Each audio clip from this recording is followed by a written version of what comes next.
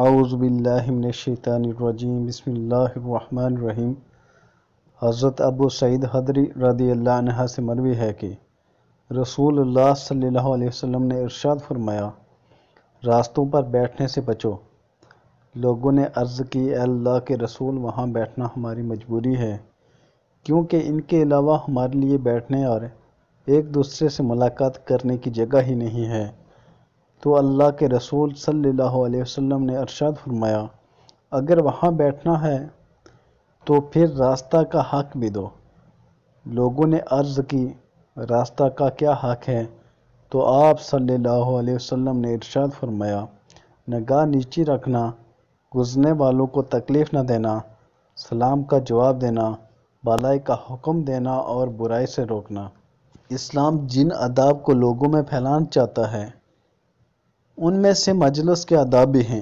ان کے بارے میں کچھ پیچھے بیان ہو چکا ہے اور اب اس حدیث پاک میں اسی کا تکلمہ ہے۔ چنانچہ اس میں اس بات کا بیان ہے کہ اگر مسلمان راستے پر بیٹھنے کے لیے مجبور ہو جائیں تو راستہ کا کیا حق ہے۔ چنانچہ نبی کریم صلی اللہ علیہ وسلم کا یہ فرمان، راستوں پر بیٹھنے سے بچو، راستوں کو مجلس یعنی بیٹھنے کی جگہ بنانے سے وارننگ ہے، کیونکہ وہاں بیٹھنے میں بیٹھنے والوں اور گزرنے والوں دونوں ہی کا نقصان ہے، کیونکہ وہاں بیٹھنے سے آنے جانے والی اجنبی عورتوں پر نظریں پڑیں گی، اسی طرح لوگوں پر بھی نظریں پڑیں گی تو بیٹھے ہوئے لوگوں میں سے کوئی ان کی مذاق بھی بنا سکتا ہے۔ ان کے علاوہ بھی دیگر بری حرکتیں ہوں گی جن سے ہر مسلمان بلکہ ہر انسان کو بچنا چاہیے۔ اسی طرح راستوں پر بیٹھنے سے گزرنے والوں کی تنگی ہوگی اور آنے جانے والوں کی آزادی و حریت سلب ہوگی، اور خاص کر بچوں اور عورتوں کی۔ اس کے علاوہ راستوں پر بیٹھنے سے خود انسان کی عزت و احترام اور وقار چلا جاتا ہے۔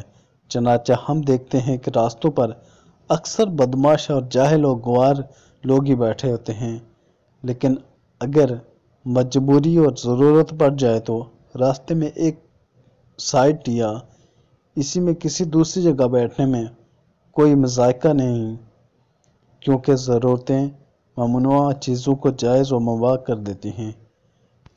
آپ دیکھ رہے ہیں وسیع اسلامک یوٹیوب چینل۔ ہمارے چینل کو سبسکرائب کر دیں، ہماری ویڈیوز کو لائک، شیئر، کومنٹ لازمی کریں اور بیل آئیکن کے بٹن کو دبا دیں تاکہ ہماری آنے والی ہر ویڈیو آپ کو آسانی سے ملتی رہے۔